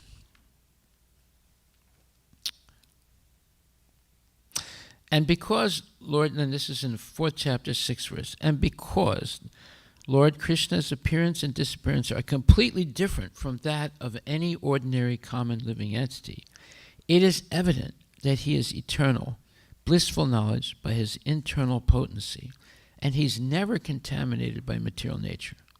The Vedas also confirm that the Supreme Personality of Godhead is unborn, yet he still appears to take his birth in multi-manifestations. The Vedic supplementary literatures also confirm that even though the Lord appears to be taking his birth, he is still without change of body. In the Bhagavatam, he appears before his mother as Narayana with 4 hands, and the decorations of the 6 kinds of full opulences.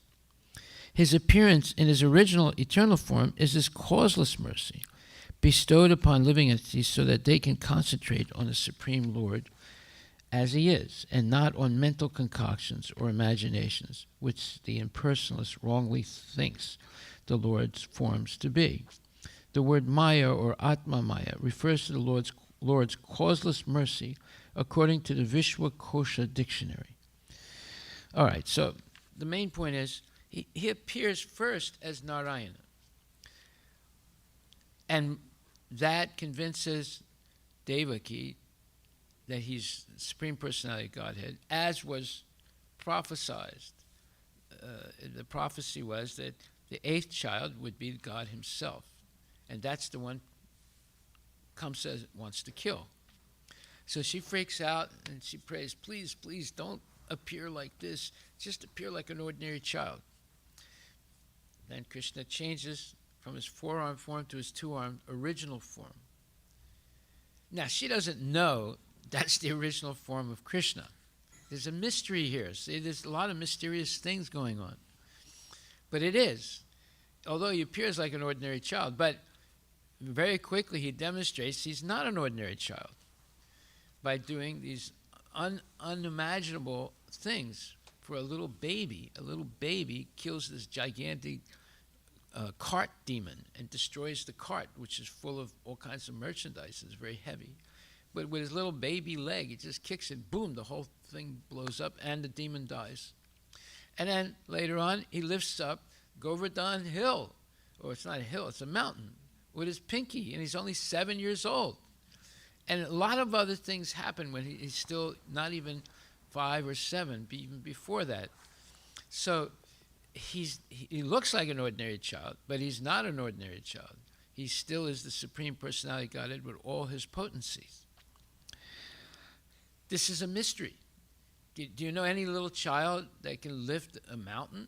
A 7-year-old child? How old are you, Prabhu? How old are you? Yeah. 7, I can't lift it. Can you lift a table? So you're not Krishna. But don't worry, you can become Krishna's pure devotee by hearing these things and learning them. Then you'll be able to always be with Krishna. So, by the way, that's what your daddy wants. You can always be Krishna conscious. Did you know that? Yeah, already. Huh? I already knew it. Good. All right. So that means you have a really good daddy. So here we see all this information is right in the 4th chapter of Bhagavad Gita, and now it's being emphasized even more emphatically. Emphatically means with strong, in a strong, very strong way, right? So the point is that devotional service is not under the laws of karma. And the Lord's reciprocation with his devotees, like Arjuna, or it could be with you also, is not under the laws of karma.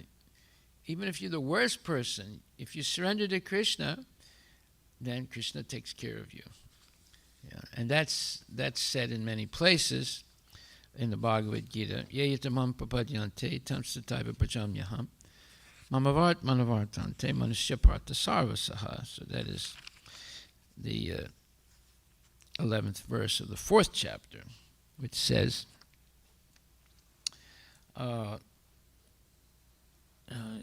that as all surrender unto me, I reward them accordingly. Everyone follows my path in all respects, O son of Prita. So, if we surrender to Krishna, then Krishna will reveal himself to us according to the degree of our surrender. And in another alternate translation, a letter to a devotee named Tejas Das, on May 20th, 1970, Prabhupada wrote, the Lord will reveal himself to you in proportion to your sincere efforts to satisfy him only. Notice it says him only.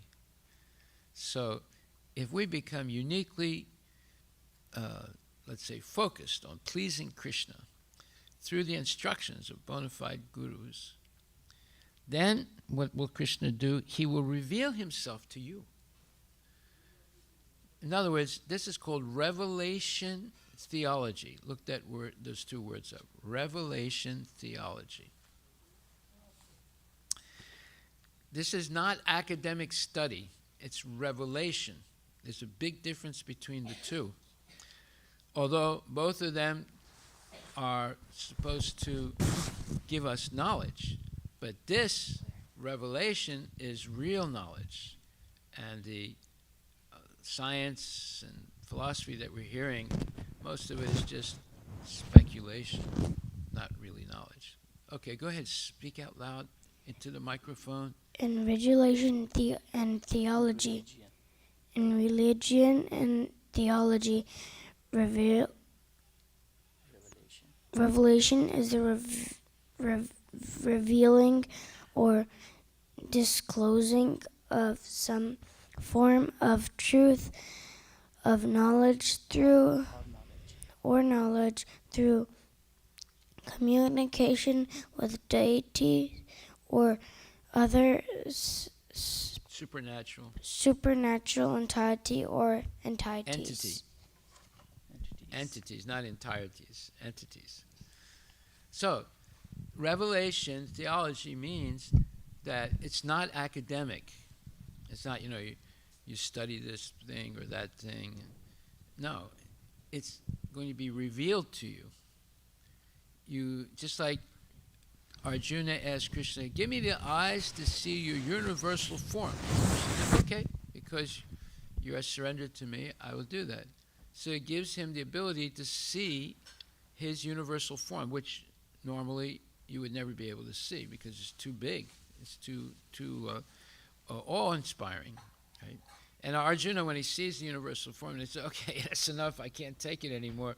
Go back to your four-arm form. And then eventually he said, but actually I want to see your two-arm form. That's what I want to see, right? So we see by Krishna's mercy. So if we surrender to Krishna, then we'll be able to see Krishna. If we don't surrender to Krishna, we'll never see Krishna. If we only surrender a little bit, we only see a little bit of Krishna.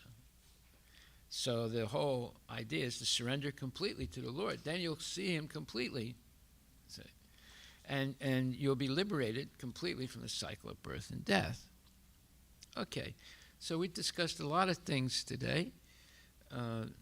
So our homework, do this for tomorrow. Our homework is, we studied the allegory of the cave by Pluto, right? So now compare Pluto's explanation of the cave to what Krishna explains in the first 5 verses of the 15th chapter of Bhagavad Gita. Let's take a quick look at that. 15th chapter of Bhagavad Gita. You're going to be surprised to understand that whatever Plato wrote about, he got it from Krishna. But, not Krishna directly, but he got it from India, or Bharat. But then he put his own little twist to it and got some of it wrong. The real, not allegory, but the real facts of why people don't see things correctly in the material world is explained in the 15th chapter, text 1, text 2, text 3, and 4.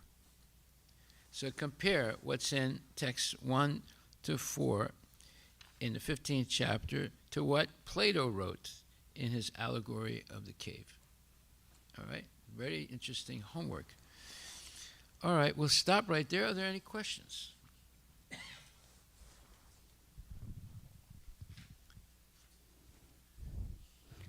Maharaj, yesterday I looked for the Mayavadi's interpretation and the 4th chapter, 6th verse. Okay. This is a very key verse. So their interpretation is so whenever Krishna wants to come to this world, he takes a form through the help of his Maya from Prakriti. You see? They're So making Maya superior to Krishna. He needs to get her help. But yet, Krishna produced Brahma without the help of Lakshmi. You see? So, see, it's all nonsense. These are demons. They're actually demons. It's not that, they're spiritual authority. No, they're demons. They're completely misrepresenting Krishna. They're trying to bring him down to the level of an ordinary human being. Yeah, so Which book, which Mayavadi book did you find that in? I printed it a long time ago. I ran into it yesterday. It was on the shelf in a old. No, you have the book? And yeah, I have a copy of it's the entire Mayavadi. Let's hear the name of the book and let's hear the name of the demon. I'll find out where I got it from. Yeah, we should know the names of the demons sometimes. Yeah, in that book I went through multiple. They put the Brahman as number 1. The number 1. Yeah. And Brahman. then he's Brahman. Oh, Brahman. Okay. Brahman, yeah. The effulgence. So Brahman takes a form he needs at that time, at that temporary space, based on the requirement. And it's material with the help of Maya. With the help of the Maya and See Prakriti. how nasty they are. Whoa. Yeah, bring that book in. Yeah. we want to we can do what happened in ancient times. Whenever somebody conquered a country, like when the Muslims conquered Egypt, what did they do? See, Egypt was the center of knowledge, of Greek knowledge, and the Greeks were Christians, right? So there were a lot of Greek philosophers. So the Muslims, when they conquered Egypt, they went to Alexandria, which was the center of knowledge in the middle, in the Roman times and pre-Roman time, right? What did they do? They took all the books out of the library, and there were thousands of books. They were written not like this, but they were written on papyrus or some kind of leaves and things, right? But there were thousands of books, and they burned them all. They burned them all. See, that's what demons do, right? But see, now we can do the same thing. We can get all these demon books, make a fire, and burn them. Anyway, we're not going to do that. But you see what the Muslims did. They burned all. And the only reason that we know anything about Greek history today is from translations of those books that took place in this ancient time. Translations in other languages. Okay, they didn't burn everything, but they burned the most important library of Greek, let's say, antiquity, and that was in Alexandria, which was Egypt.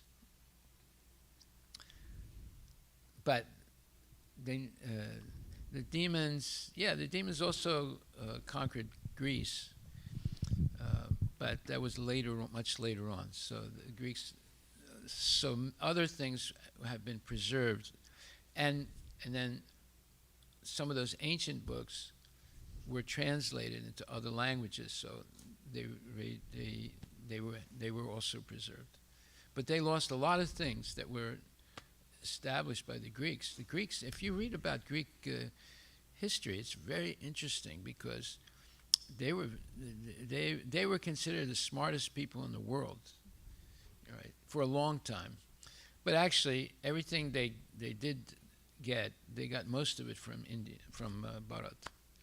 Mm-hmm. So now we're going to have an example. If you do your homework, you're going to see how they did get this whole, Plato got this, and Socrates got this allegory of the cave from Bhagavad Gita. But then they tweaked it. They changed it somewhat and didn't get it completely right. Okay. Yeah. Maharaj, I can ask one quick question. Yeah. So when it comes to the Muslim, the extremists, like what is the quality in them that generated this extremism? What desire? What are they? False ego, false concepts that entered into their mind. Okay. Right? It's their teachers or false teachers. Just like their preachers, some of them, not all of them, they convince young boys, sometimes even children, to strap bombs on their body and then go in a public place, and then they, with a remote control, ignite the bomb, and the kid dies and kills some other people. They're really good preachers to be able to do that. Okay, you can understand they can trick the kids, but they also get adults and sometimes women to do that. So you have to really, I mean, and they don't, it doesn't happen overnight. They have to groom the person to do that and promise them things. You know, once you get to Jannat, you'll have 70 wives, and you'll have this, and you'll have that, you know. So they put all these ideas into the minds of these people, and they convince them to go blow themselves up and kill other people. They use the opportunity of hatred plus love for God. Yeah, I mean, they say basically that the Americans, they're followers of the devil, and they're teaching people, especially women, to become, you know, teaching people to be against Islam. And then if we don't kill them, they will kill us. So therefore we have to kill them first.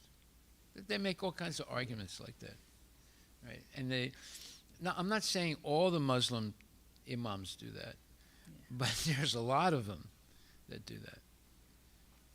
There's some good imams also, but they have the bad ones. They're really bad. Okay, so we'll stop right there. Haribol. Srila Prabhupada ki jai.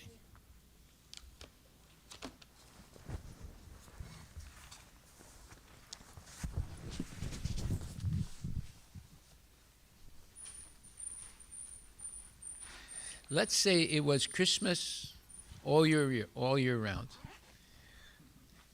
Therefore, the temple would be the school. You see my point? The temple would be the school. And that's what it was traditionally. The temple was the school in Vedic times. People would come and sit down every day and learn Bhagavad Gita, Srimad Bhagavatam. Right. And then because of that, the arts and science flourished in ancient times. I mean, to build buildings like Srirangam and Madurai, places like that, you have to have science. You have to have mathematics. You have to have architectural knowledge. You have to have the knowledge of materials and how to transport them and carve them and put them together so that you make a building, right? And you have to have all kinds of knowledge to do that. It's all scientific knowledge, right? they got that because every day was like Christmas all year round, right? You don't have to go to work. You don't have to do this. You don't have to do that. You just learn, and then you grow your own food. So you're independent. You grow your own food. You live simply, and you hear every day Bhagavad Gita and Srimad Bhagavatam, and the kids and the parents together learn together. That was the original culture. People were happy, and that's how India became so rich. Yes. Maharaj, just one follow-up question, Maharaj. Yeah. You talked about comfort zone. So Maharaj, how one can come out from the comfort zone? Okay, we'll talk about it. Not now. We'll talk about it. Yeah. It's a little scary to talk about it because it hurts when you hear it. But it's just like you have to cross a desert, right? So it's a frightening thing to cross a desert, right? But if you're determined to do it, and you're prepared to do it, you have enough water. If you don't drink too much or waste it. So even though it's a very hard thing, you can do it. So to overcome your comfort zone is like that. But if you regularly hear, you can. We'll explain what the comfort zone is, but you can actually override it. But it's gradual. It's not right away. Yeah. Haribol. Maharaj, we ran into a math tutor for Abhi. What? Math tutor. Yeah. He's a Muslim. Yeah. But he teaches Vedic math. Yeah, of course. So you have a teacher now for math? Okay. You're going to be the next Einstein. Haribol. Can I start now? Yeah, go ahead. Shri Guru Charana Padma Kevala Bhakati Sadma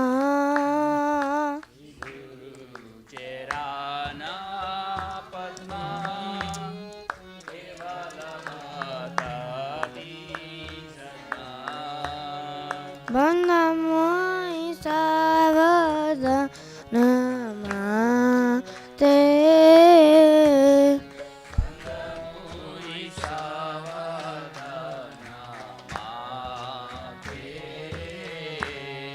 Jara Prasade Bhai E Bhavato Jai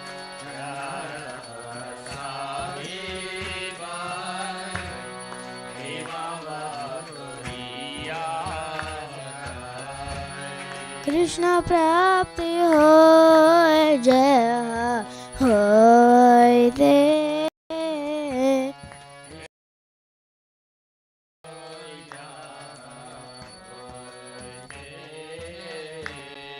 Guru Mukha Padma Vakya Chitta Koriya Kya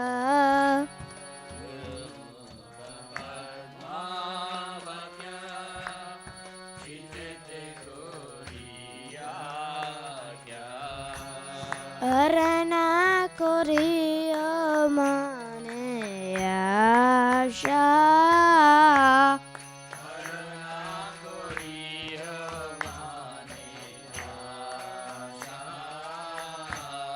Shri Guru Charane Rati Aise Uttama Gati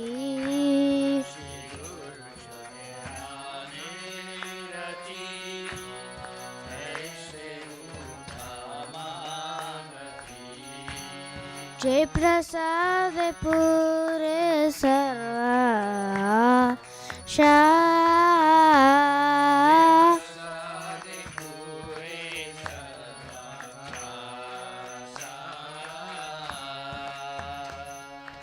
चक्षुदान दिलो जे जन्मे जन्मे प्रभु से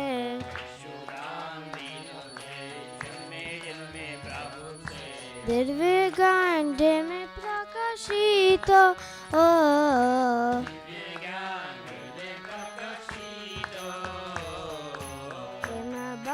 जहाँ होते अविद्या विनाशजते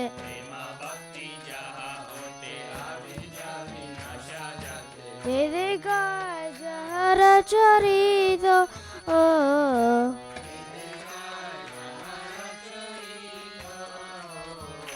श्री गुरु करुणा सिंधु आज मजनर बंधु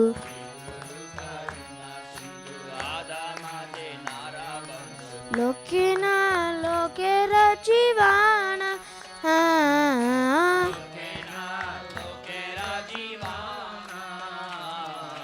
हा हा प्रभु करो दया दे हमारे पद छाया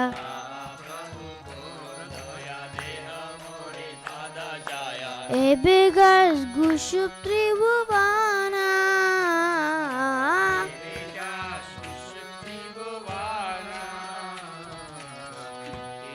प्रभु भक्त पिता पवाना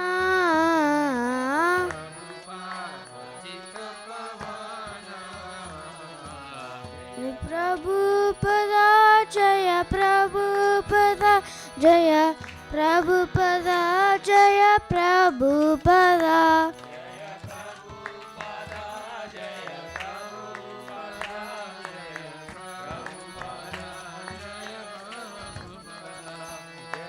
गुरुदेवा जय गुरुदेवा जय गुरुदेवा जय गुरुदेवा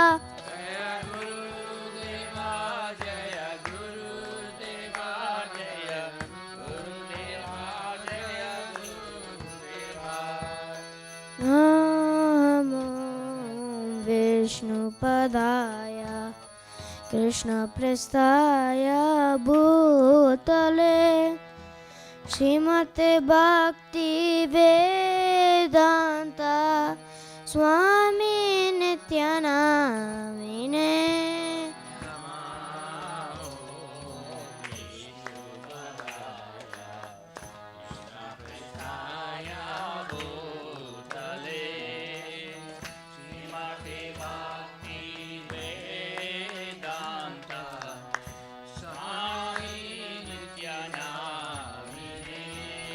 नमस्ते सरस्वती देवे गौरवाणी प्रचारिणे निर्विशेष शून्यवादी भाषत्या विशत्यारिणे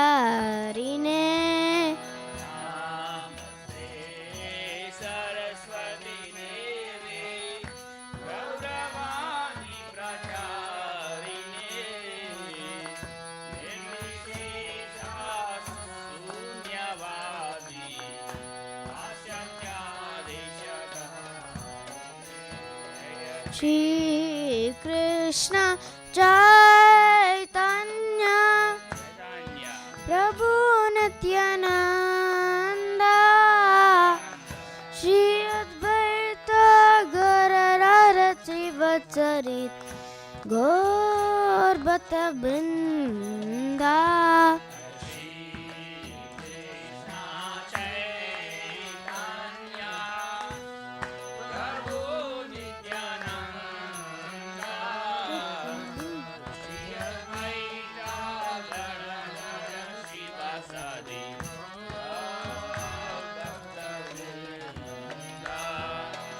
Hare Krishna, Krishna Krishna, Hare Hare, Hare Rama, Hare Rama, Rama Rama, Hare Hare.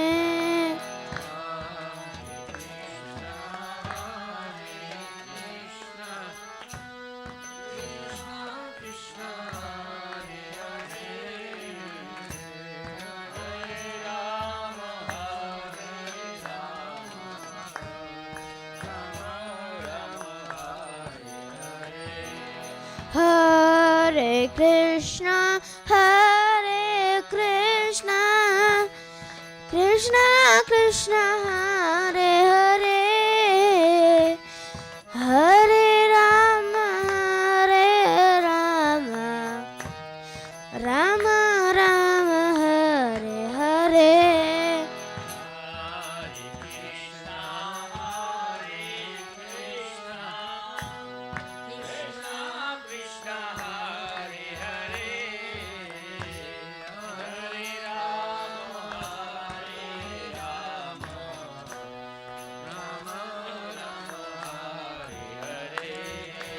Hare Krishna,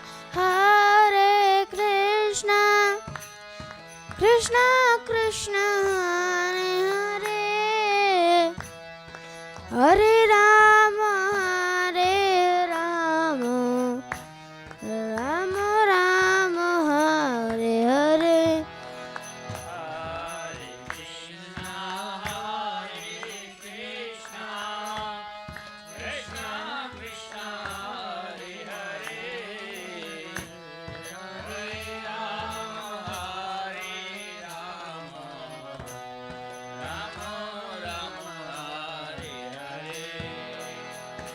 Gora Hari Bol,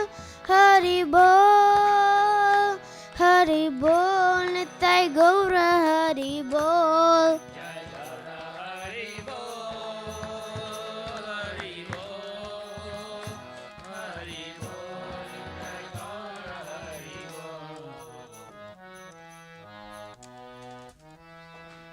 Jai Om Vishnupad Paramahansa Pararajagacharya Satara Shishimad His Divine Grace A.C. Bhaktivedanta Goswami Maharaj Srila Prabhupada Ki Jai Anantakoti Vaishnava Vrinda Ki Jai Namacharya Srila Haridas Thakur Ki Jai Prem Shri Kaho Shri Krishna Chaitanya Prabhu Nityananda Shri Advaita Gadadhar Shri Vasadi Gaur Bhakta Vrinda Ki Jai Shri Radha Krishna Gopinath Sam Kunda Radha Kunda Giri Govardhan Ki Jai Shri Brindavan Dham Ki Jai Shri Mayapur Dham Ki Jai Jagannath Puri Dham Ki Jai Tulasi Devi Ki Jai Bhakti Devi Ki Jai Ganga Maya Ki Jai Yamuna Maya Ki Jai Samaveda Bhakta Vrinda Ki Jai Nitai Gaura Premanande.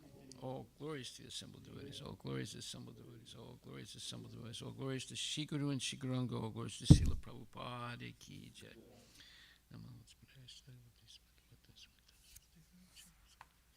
So if you want to see a reflection in the darkness, just look over there. Right? See, there's light on this side. There's something up there that's real, so-called real. And then outside you see the same thing because it's dark over there. Right? But what you're seeing is actually an illusion.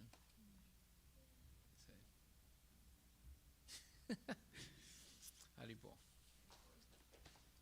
Maharaj, all the metaverse devices, they use this principle. Of course, yes. Of course. Yeah, they want you to only see illusion in darkness. Haribol. Okay, so Lotus Feet of our spiritual master.